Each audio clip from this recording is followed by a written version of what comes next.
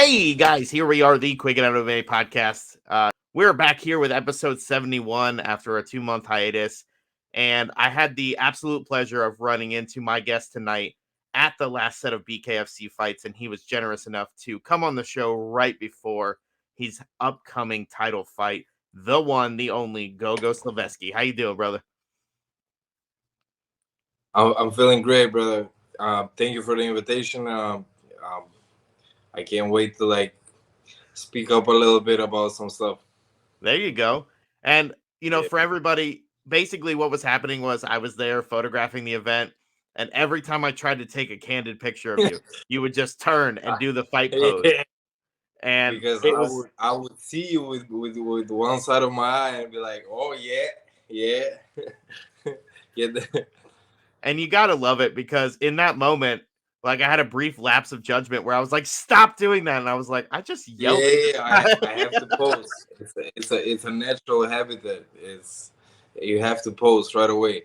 Oh, absolutely. Well, getting to know you and really like anybody who's been watching BKFC over the last, I don't know, year, because it's only Mhm. been that long since you've been in the organization, just over a year now. And here you are Correct. coming up on this title fight. Like, what does that mean to you? Like right off the bat?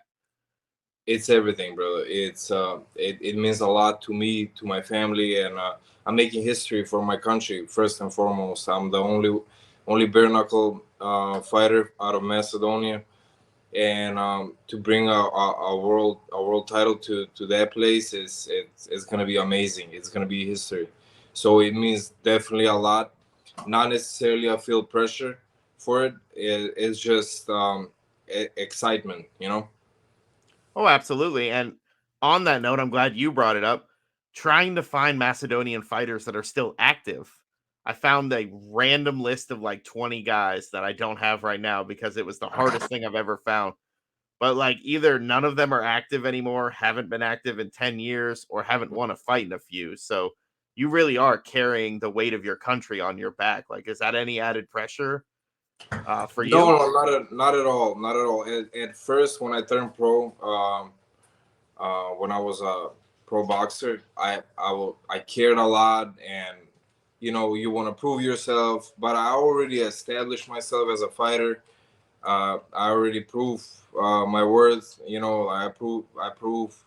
I mean, I'm fighting for a title shot. I already established, you know, myself as a fighter, and I already showed how much I'm capable of doing. So I don't feel no pressure at these events. I feel excitement actually, and I just I'm eager to get in there. No pressure at all, brother. I'm not even lying. Before every event, I even took the fight with the Russian on 4-day notice. I mean, you can tell that there's no pressure involved when you taking a fight on a 4-day notice. So you know, it's excitement, and it's basically like what I say is like a birthday to me. I can't wait.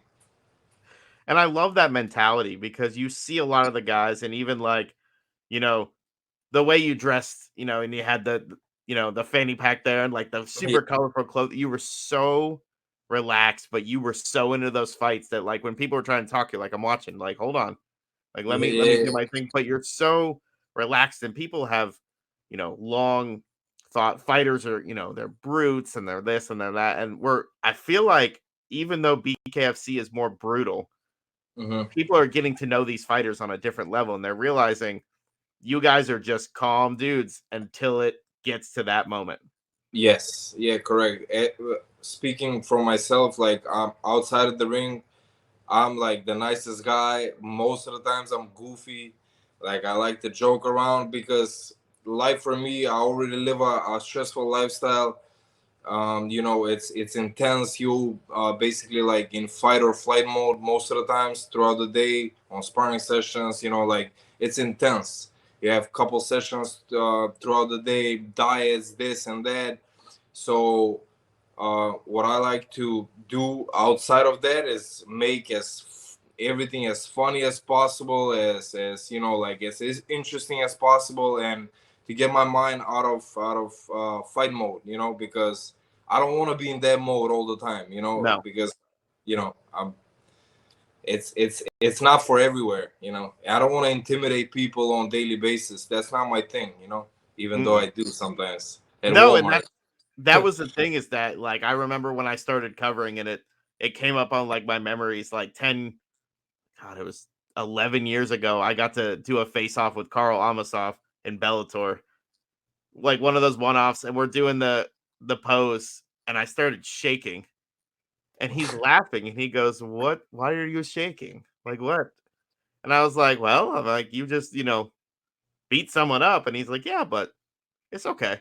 Like he was Yeah, so yeah, calm. yeah. I just remember in that moment being like, "I've got to know more. I've got to learn more." And the past 11 years has been about this, but I knew in that moment, like talking to you, I was like, this guy is different. You've got a different mentality. And like you said, you're trying to make everything fun. You're trying to Yeah. have a good time. And it's not, my only goal is to get this belt. Yeah, it's to get this belt and bring it to your country and your family and everything that you've worked for, but you're having fun while doing it. And I really Yeah, appreciate that it's character. very important, brother. If you don't enjoy the process, if you don't have fun doing it, if I don't say a couple jokes on a training sessions, if I don't try to like joke even with my coach, like do some goofy shit, I feel like the training session is not all the way, like, because like you gotta fit your spirit too, you know, like you can't be like intense, and you know, I feel like you gotta have fun at all times, wherever you go, whatever you do. Yeah. I Life almost is want to not that ask you for a serious. joke. Like what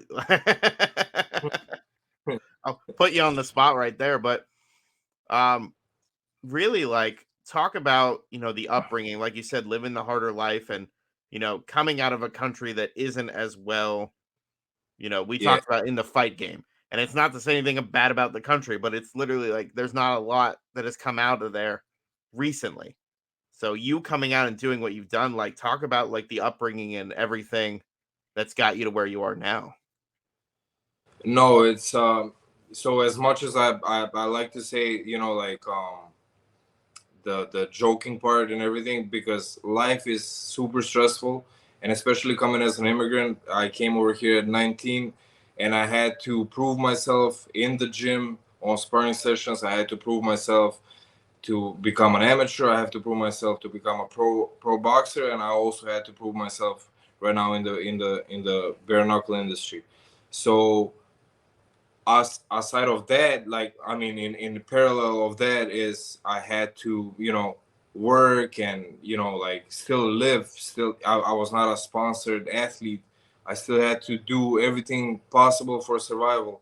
So life was I mean, to this day, it's still, you know, like, as an immigrant, it still kind of slaps me every now and then, but it's just the mentality is no complaining, and basically like take everything, all the weight on your shoulders, and you know, accept the responsibility of, I want to become a champion, so I'm gonna take everything that comes my way. That's just the mentality that it is. Yeah, and coming over here at 19, like you're already, I don't want to say an adult, but you're an adult in I America's eyes, so yeah. which is ridiculous to me because at 18, you could go to the military, but you can't buy a drink. But that's Right. the closest I'll get to politics on the show. So I No, promise. but it's crazy. When I came over here, like nobody told me that there are taxes.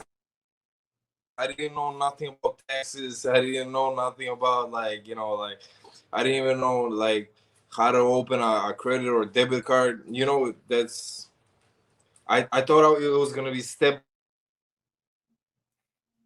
now. You know, deal with the system. So it was pretty shocking. I'm not.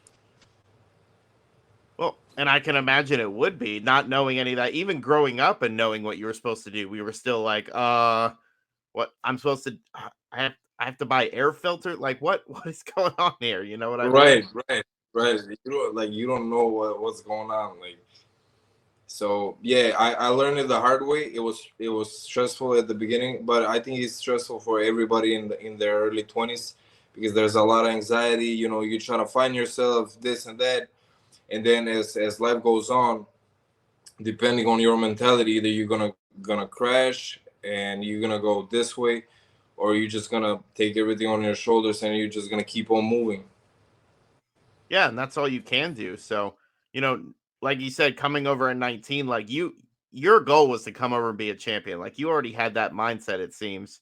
So, like, what was going on before that that made you decide, you know what, this is the path I need to take and this is where I need to go? I need to leave in order for me to, achieve this dream. I always wanted to try my abilities to come over here in the United States. So before I got the visa, I was even applying for uh college, kind of like stipend, like the international stipend that they give Yeah.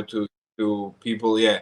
So I was kind of making a recruiting video for football. I wanted to come with football. So, and then in meantime, I got the visa and I came over here, and I was kind of like, I landed in Alaska. I worked over there for like 4 months, and yeah, yeah, I got random stories, but I got a bunch of them. Oh man, let's go. Yeah, yeah, and then I came in Chicago. I lived over there for 6 years. I was like hopping from gym.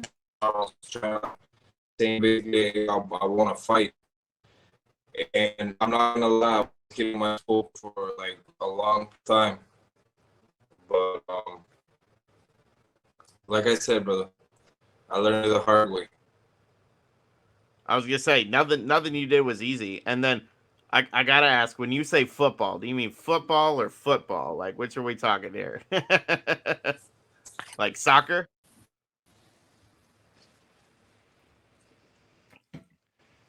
Sorry, Did brother, we my lose you internet. again? I don't. What did you hear? No, I was gonna say when you talk football, were you talking football or soccer? Like Yeah, football. no, no. I was gonna say soccer. I know you guys don't call it No, football, no, no. but It's fine that you called it football. I know the difference there. We're good. no, but they were not giving stipend for soccer. They were giving for football, actually, American football. So, but we don't have it, and I had to like improvise, like, um, as a receiver or like a running back. I had to Mhm. improvise like the skill set of what I'm capable of doing. So, the jump, the sprinting, the catching, those kind of stuff. But I mean, that's impressive. Like that's really cool.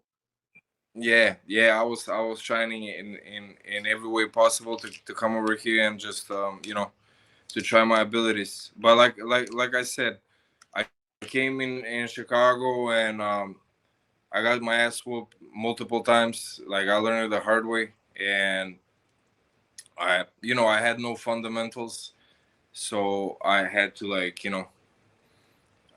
to go step by step, basically.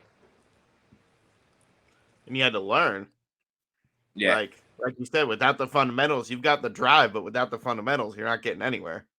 And I was still rushing the process. I was basically learning on the job. I had only 6 amateur fights, and I turned pro right away. Like, how people go at Golden Gloves, Nationals, Olympic trials, the Olympic Games, and everything. I skipped all of that. I said no. Let me just go pro. I want to make some money. Yeah.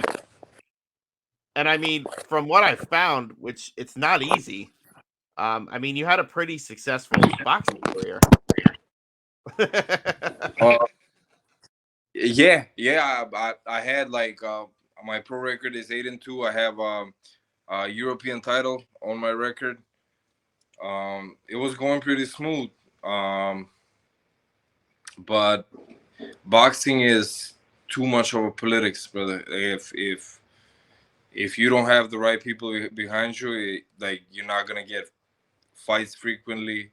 You're not gonna get paid, and the years are passing by, and if you're not getting paid, I mean, like, what are you doing? We can only get to believe in our dream to a certain age. Then you gotta get paid.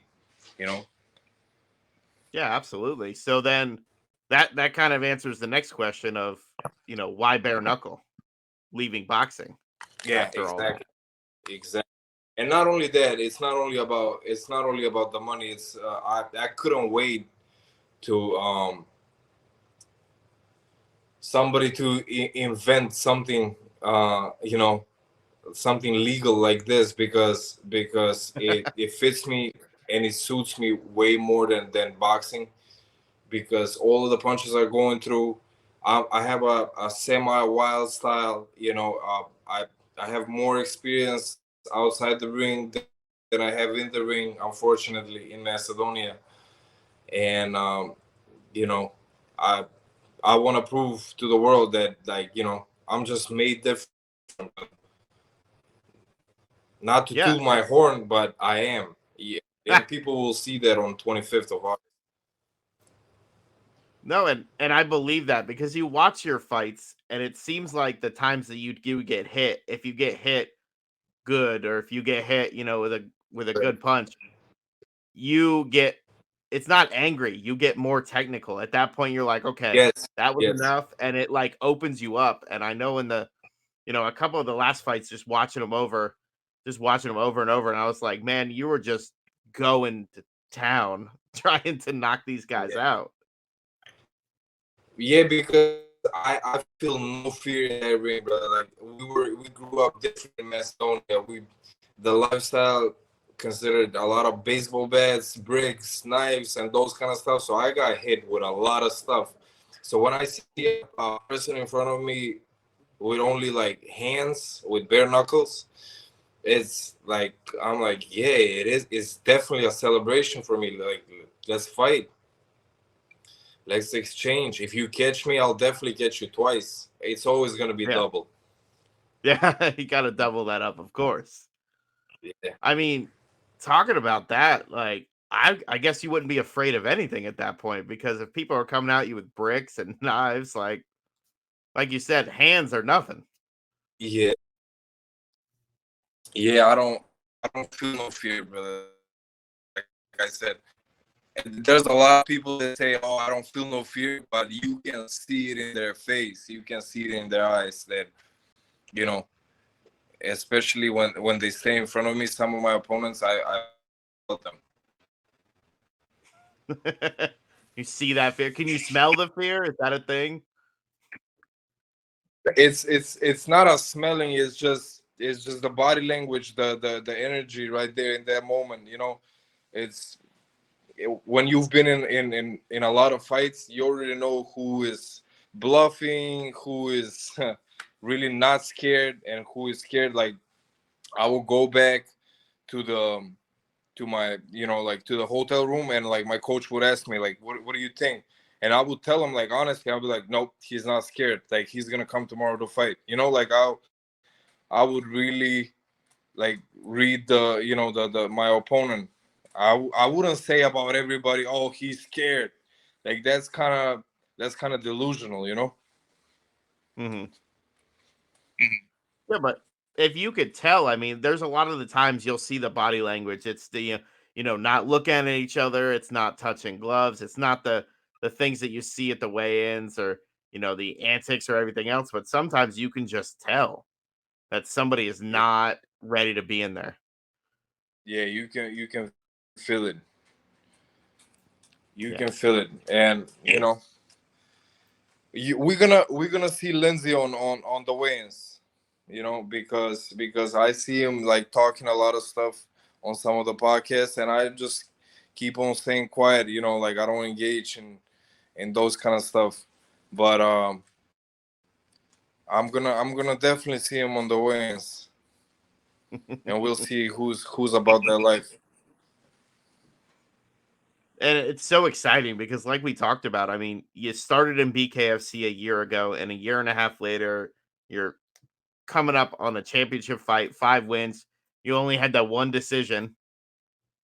Everything else Yeah, just knocking it out left and right. So it's like this is gonna be an exciting fight. And anybody who doesn't know your two names, which I don't know how they wouldn't at this point. If they've watched any BKFC, they've seen the highlights, they've seen what you bring, and it's it's refreshing to see because I had somebody the other day they were posting online about how terrible bare knuckle is.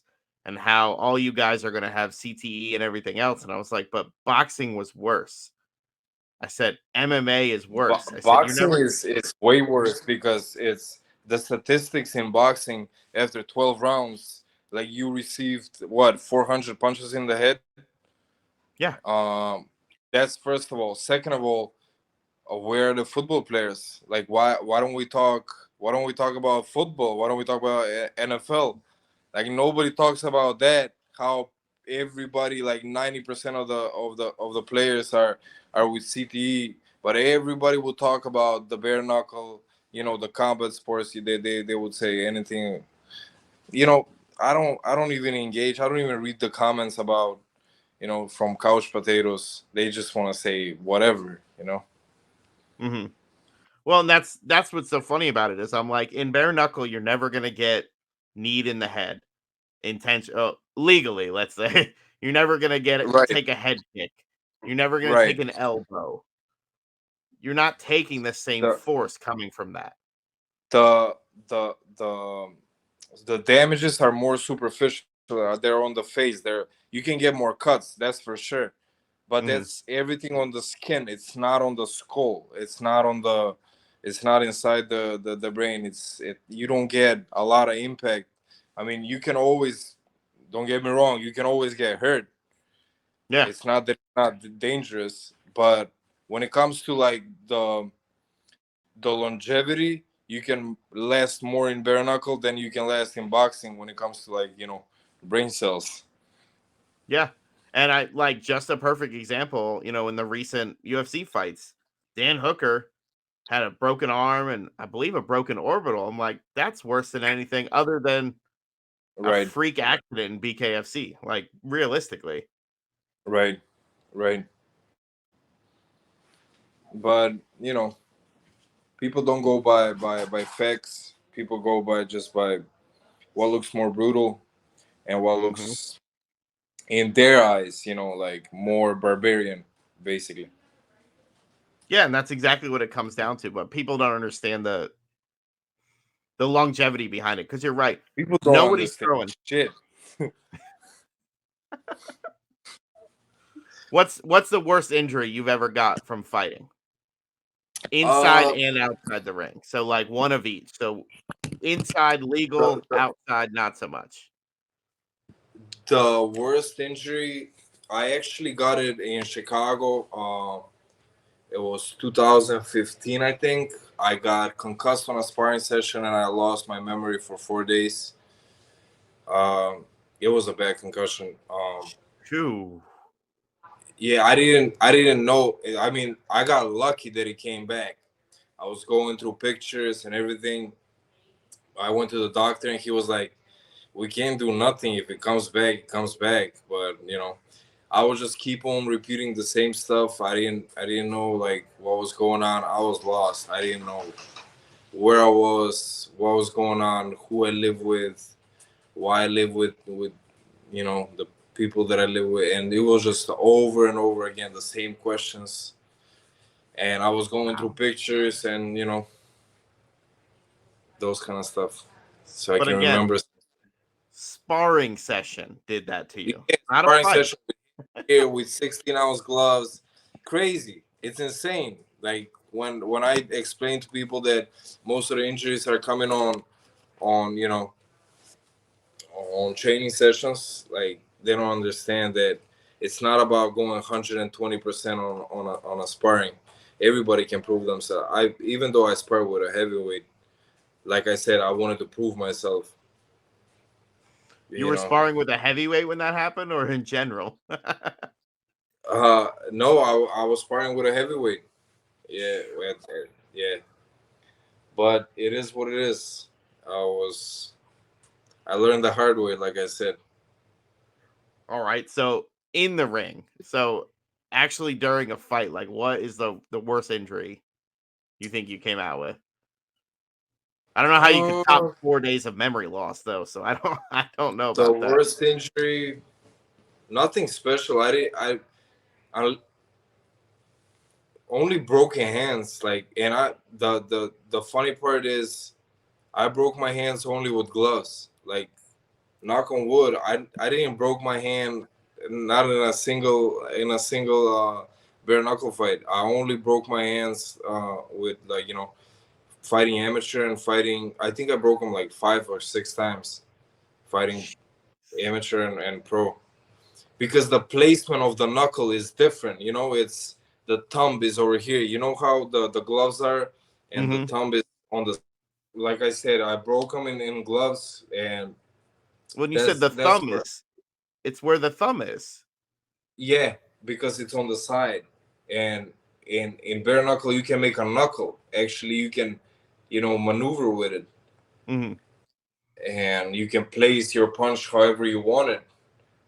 In boxing, you cannot do that. You just gotta, and you cannot even make a full fist in boxing. Like, try when you put gloves. If you ever put gloves, like, try to like make a fist and see how hard it is to hold the glove like that for like 3 minutes, and especially for like 12 rounds.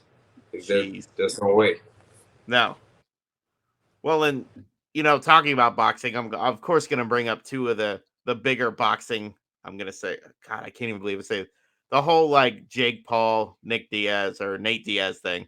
I said Nick, but whatever. How do you feel about stuff like that when it comes to boxing? Do you feel like it brings good eyes, or do you feel like it's just like the hell's wrong I with you? really don't wanna. I really don't wanna comment on people that just got.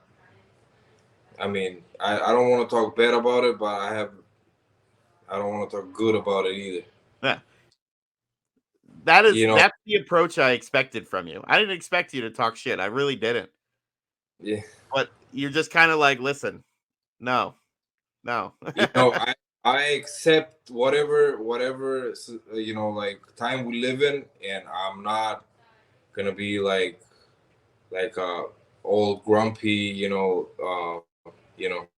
person is like, oh, in my time this was not happening. It's whatever. If that's what people like, okay, that's what people like, I guess. I mean, that's the best answer you could have come up with. Like that was honest.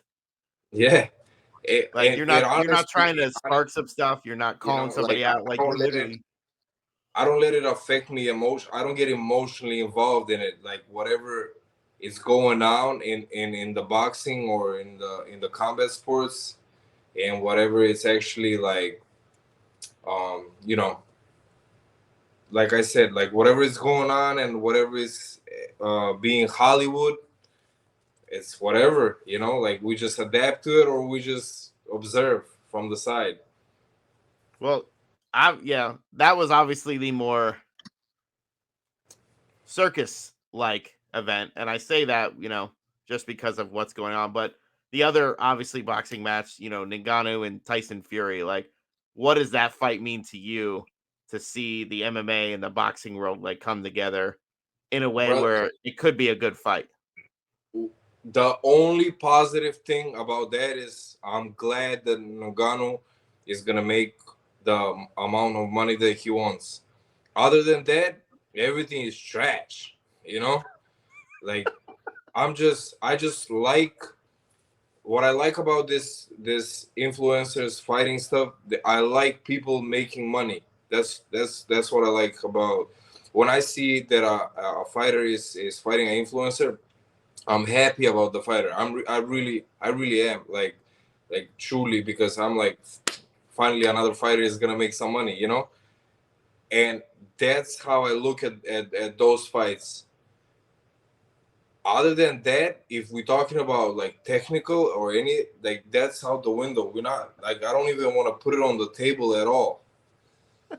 Like, they like, it's not supposed to be discussed. It's not supposed to be. Boxing is totally different. It's art. And going back, if we start comparing, from Sugar Ray Leonard or Muhammad Ali, like all the way to, like, even to Tyson Fury, to like to the new era, like, they're artists, and we cannot mix combat sports, because first of all, we're not it's not the same. Boxers are not gonna handle, um, you know, MMA guys in the cage, and vice versa. So it's a different. It's like, I don't know, putting uh It's like the old UFCs. It's like the yeah, start of UFC. Boxer versus jiu-jitsu, it's wrestler like versus thinking karate. that you can be good at hockey just because you're a great ice skater. You know,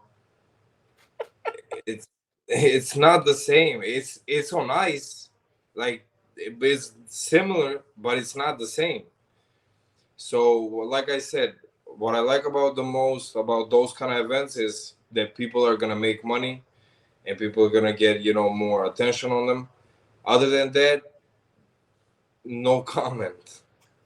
And that clip right there is going to be the best because, like you said, that's like saying, you could skate, you could play. No, it doesn't work that way. And I think you're absolutely right. There are artists, and there's a reason why you're called a mixed martial artist. That's Yes, why that's yes. in there. Like, I know, I trust me, know Meryl I'm Streep would not I'm disagree. not trying to knock down anybody. Like I said, we cannot go into the cage as like, like stand up fighters and vice versa. Like it's not the same. So it's whatever they got going on. Good luck to both of them, and I hope they make money and they take care of the people around them. It's all that matters. So I know Yeah. you've got a training session coming up still for tonight. What I do want to do is take a moment um, and just have you talk about the sponsors and the people that have got you to where you are and preparing you for this title fight. Here in just under a month. Oh, bro, I got like 12 sponsors. I gotta probably read them all. I'm probably gonna miss. Yeah, I'm gonna miss a lot, but like the main ones are actually the ones that are with me at Alpha Trans, the trucking company from Chicago, Incaholic, Rejuveline. Uh, Now I'm gonna start working with OnlyFans. I got a bunch of um I got a bunch of sponsors, brother. Like my mind is blocked right now, and I No, no, can't I no. can't think of. You could send them to Gonna me miss later. Don't worry somebody, about and yeah, that. yeah, I can. I'll definitely send them to you later. And only because you've done it before, and I never do this. What's your prediction for the title fight? Like what round? How's this going down? What's my prediction? Yeah, What's my prediction for the title fight? Okay, for your fight, for your fight. it's not a prediction. This okay, yeah. This one, I always say this. I always guarantee blood. I always guarantee blood. That's like there's no way around it. I'll guarantee you blood. I'll guarantee you pain. And by the third round, if I don't get him out of there, that means that he's gonna get bad ass whooping fourth round. So like third round max. All right. Well, guys, Yeah, Gogo, I don't. thank you so It's much. gonna be bad for him. If it goes on the fourth, it's gonna be super bad for him. So you know, third round is definitely the one that I'm gonna try to get him out of there as a honest, as a true guy, as a friend. Basically, I'm gonna As a look out for him. courtesy. Yeah. Well, guys, like I said, BKFC 49, Slaveski versus Lindsay for the BKFC welterweight championship. It says welterweight. It has you guys listed as middleweights. It's so confusing, but we don't need to worry about that now. Right. All you need to do is make sure you guys check this out. So, on behalf of myself, Combat Press, Gogo, thank you so much. I know we battled more often with technical difficulties than we did anything else, but honestly, I can't wait to talk to you after you get that belt. Let's tell me some of those Alaska stories and some of the other ones that nobody's heard before. So, Thank you, brother. Appreciate you. I can't wait to hop on this with the belt, and I can't wait to share some of my life stories with you, so everybody can hear absolutely. about it. I look forward to it, brother. So, like I said, thank you so much. And I hope you have a great night. Don't train too hard, but it's 10 o'clock at night and you're going to another training session. So I I have can't to. I say have. I anything. have to. So thank you, brother. Have a good night, brother. You too, man.